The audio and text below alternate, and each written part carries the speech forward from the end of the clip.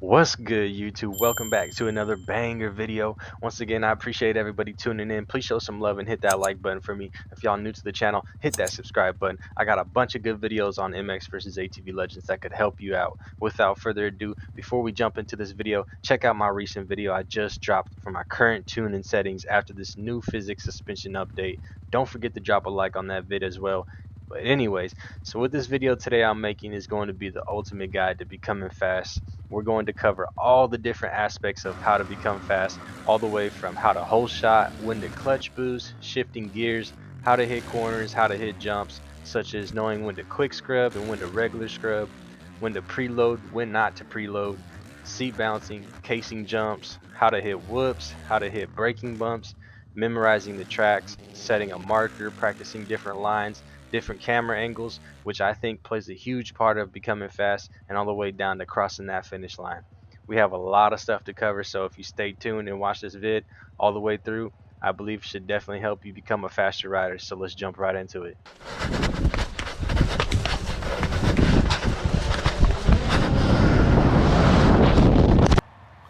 Starting out first, I want to show you guys how to get the hole shot every time. Here's some controller gameplay examples. Shout out Foul Play on Xbox for helping me out with this one. I appreciate you, brother. So in order to get this one down, all you really got to do is have a very quick reaction time.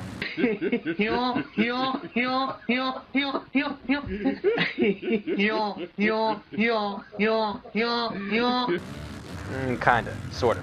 While I'm at the gate, I like to hold the clutch, push up on the right stick and pull down on the left stick, give the bike a good rev.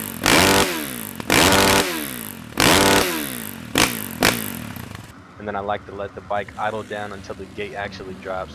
As soon as the gate drops, pin it, clutch boost out, then pull back on the right stick. So you should be pulling down on both sticks going down the straightaway. Make sure you time your shift before the bike hits the rev limiter. Also make sure you are clutch boosting, pulling back on both sticks. Once you hit that corner, let off the right stick. But what I like to do is push the right stick kind of forward in the direction of where the corner is going, and then I let off. I notice some people will like to take the hole shot corner in third gear. I like to take the inside and shift into second gear sometimes. I feel like you get more traction and speed in second, but it kind of really just depends on the track and how big of a hole shot turn it is. Sometimes you may need to stay in third, and it doesn't always go that way. Reason being is because the hole shot turn in online lobbies can get a little hectic, so definitely try holding that speed of third gear as long as you can until you know you're about to lose your speed, and then shift down into second. Which brings me to my next step. When should you clutch boost? Clutch boosting can yet be a very simple, effective way of getting that extra boost of speed that you need to get going. As you can see, I do have my controller overlay on the screen so you guys can get a better idea and see exactly when and where I am clutch boosting. For the most part, in Supercross and Motocross, you are in second and third gear throughout the whole entire race. There is a smidget of the time where I like to shift into fourth if I'm on a good straightaway, and or if I get into a situation where I don't want to rev out third gear, so I'll just shift into fourth real quick and then shift right back down into third and or second. I'll get more into shifting gears after I finish up going over clutch boosting. As for when to clutch boost, I clutch boost right out the gate as soon as I switch gears. About 3/4 of the way into my turn, I clutch boost out. I'll clutch boost right before a jump sometimes if I don't have enough speed, or even if I case a jump, I'll clutch boost also. Let's say if I overshoot a double into the face of a triple, I'll clutch boost right on the face of that jump and preload right when I hit the face, and it helps with keeping your momentum to clear that next double. Whenever I hit a jump and land, as soon as I land, I will clutch boost. Also, I like to clutch boost going through the whoops. It helps with carrying your speed all the way through the whoops. Racing in Legends, clutch boosting plays a major role in being fast. It really does give you the extra needed boost of speed. But watch my controller overlay and keep an eye on my L1 button or left bumper for Xbox as I go around the track. Another thing you can do is watch my gameplay in the live streams. You'll notice a little red light that pops up every time I hit the clutch at the bottom of the right screen on the speedometer. I'm not spamming the clutch button, it's more so a subtle tap, roughly about every second. But next up, I will be talking about shifting gears. If you like to play on automatic transmission and thinking about making the switch to manual, Knowing when to shift gears is huge. Like I said earlier, most of the time you are either in second or third gear in supercross and motocross. Just a smidget of the time you switch to fourth. Unless it's like a wide open track, you may be in fourth, pinning it, and switching between third and fourth. There are some tracks in supercross where you can damn near stay in second throughout the whole entire track, but to get that extra speed and to go faster, it is very necessary to switch into third. As for me, I float in and out of second and third gear a lot. Let's say if I'm in third going up to the face of a triple and I know I have too much speed right at the face of that triple, I will shift down into second really fast at the face of that triple, scrub that jump, and right before I land I will shift back into third, pulling back on both sticks, and when I land, clutch boosting out.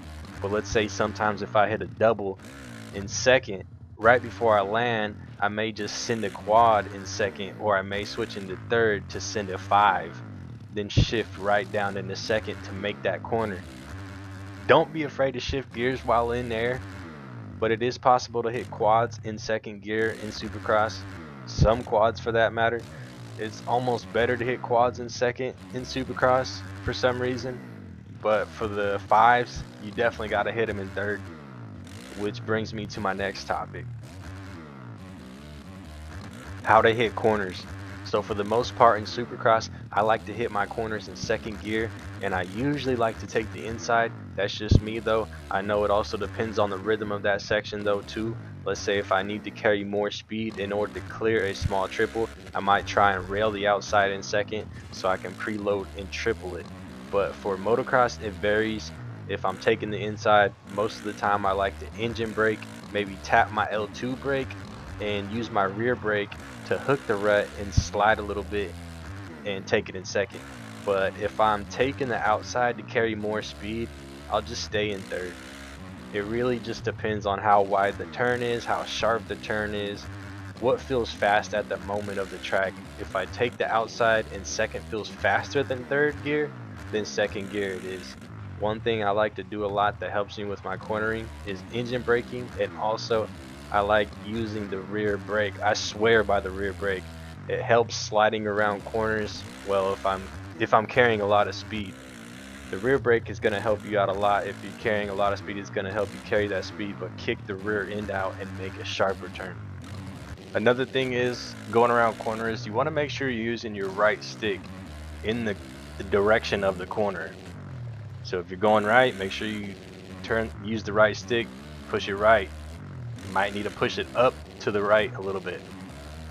If you're going left, same way, push up to the left a little bit. Using your right stick in corners helps out a lot. Next up, how to hit jumps. Knowing when to quick scrub and knowing when to regular scrub. When and when not to preload, seat bouncing, and even casing jumps. Let's start out with knowing when to quick scrub and knowing when to regular scrub. Ideally, for the most part, you want to quick scrub the smaller jumps, such as small doubles, triples, and even in some cases quads. You do that by pushing both sticks toward each other and or pushing away from each other to quick scrub in the other direction. It takes a little time to get used to it, but you have to make sure you also have dual sticks turned on for this. Also, I like using largest dead zones for quick scrubbing and scrubbing because I can push the sticks toward each other or away from each other at the face of a jump, and it makes it much smoother. Now for scrubbing, I like to scrub bigger jumps such as big doubles, big triples, and you can do that by pushing the right stick in the direction you want to scrub at the face of the jump. You can bring your scrub back by rolling the right stick down and back in the other direction. You can also bring it back faster by using the left stick to help straighten out the bike. So for knowing when and when not to preload, I like to preload whenever I want to hit a big quad or a 5, and or whenever I don't have enough speed to clear a triple, in some cases even a double. And you do that by pushing down on both sticks and pushing up as you leave the face of a jump. Preloading helps out a lot when you need to go higher and farther. Another big thing when jumping is the reflex gyro. Making sure you have this turned on in settings. This is going to help out with let's say if you have too much speed and you're going to overshoot a jump, If you pull back on the left stick and hit L2 brake, it will actually slow your momentum down and bring you back down to the ground faster. And if you need an extra push to make that jump, you can also push forward mid-air and hit the gas to help make that landing. It's another cool tip is, let's say if you overshoot a jump into a corner, you can hit your rear brake in air right before you land, and you can kind of land the bike sideways if you get into a jam. Don't forget the clutch boost when you land as well. Seat bounce in a jump is good when you don't need to quick scrub or scrub a jump. You can do that by pushing down on the left stick while going over a jump. Seat bouncing doesn't cause you to preload, so it doesn't make you jump any further. It will actually set you up to jump farther by seat bouncing a double, landing smoothly and getting the most possible speed you can get to preload the next jump and send it. But pretty much seat bouncing is good when you don't need to preload on a jump. Another thing I like to do when seat bouncing is, let's say if I seat bounce a jump about mid-air, I like to push up on the right stick, and then right before I land I like to pull back on both sticks and just send it if I'm trying to hit like a big jump or something. Now for casing jumps, it happens to everybody. I like the clutch boost right after I case a jump so I can get right back up to speed, and even sometimes I will push forward on the right stick as I land, clutch boost, then pull back right on the right stick to help get back up to speed. Whenever I do case a jump, I always like to shift down into second if I'm in third, but if I really get stuck, then I'll even shift down into first and clutch boost to help get me back over the landing and up to speed. I know a lot of this probably sounds a lot easier said than done, but that's why you set markers in practice, which I'll get more into in a few. Next up, how to hit whoops. For the most part, I like to hit whoops in third gear, and that's third gear going into the whoops, not shifting into third while in the whoops, because that'll slow you down. If you don't have enough speed for whatever reason, you case a jump and second is all the speed you can get, stay in second and clutch boost your way through. Ideally, I try not to shift into third after the second or third whoop, just because it'll slow your momentum down. When I hit the whoops, I am pulling back on both sticks, usually right before I hit the whoops. With the more steeper whoops, such as the new Dog Pound Supercross tracks and even some of the 24 Supercross tracks, you can push back on both sticks and or even push forward on the left stick and pull back on the right stick. Also, let's say if you pull back on both sticks and you find yourself kind of popping a wheelie and bouncing, you can also push up on the left stick while still pulling down on the right stick about midway through to help keep your front end down as you come out of the whoops. Just make sure you're clutch boosting on your way through the whoops. Set a marker in practice. Next up, braking bumps. As for braking bumps, we all know that they can be a pain in the ass at times, and or any kind of bumps in the track for that matter. What I like to do is pull back on both sticks, and if I feel like I'm going kind of slow, I'll push forward on the left stick and pull right back down on the left stick after about a second or two. Engine braking helps out when going over braking bumps and outdoor tracks going into corners, letting the bike slow itself down by letting off the gas, pulling back on the right stick. Even pushing forward on the right stick going into corners with braking bumps can help out as well. Next up, memorizing tracks and line choices. The more you play the game, the more familiar you will get with different tracks. If you have certain tracks that you really like and you race tournaments and want to get fast lap times, I recommend going to free ride and going to that track and setting a marker and mastering that track. Take a section at a time. Make sure you set the marker a little bit before you actually hit that section so you have the correct amount of speed going into it as if you were actually racing. I've done this countless amount of times and I still do this until this day. You can set a marker by holding triangle and or Y for Xbox, and all you gotta do is press it once to go right back where you started. Trust me, this helps out a lot. Next up, which brings me to my last step, camera view. This right here I feel plays a major role in being consistent and being fast. As everyone knows, I run chase camera and I have my ankle pushed up about 5 maybe 6 clicks, And when I say clicks, I mean pushing the D-pad up 5 or 6 times. Reason being is I feel most comfortable and being predictable with my cornering as for using my rear brake. It helps me predict the outcome of my turn a lot better whenever I use my rear brake. I recommend trying chase or chase far and adjusting to where you feel most comfortable and predicting your outcome of your turning when using your rear brake.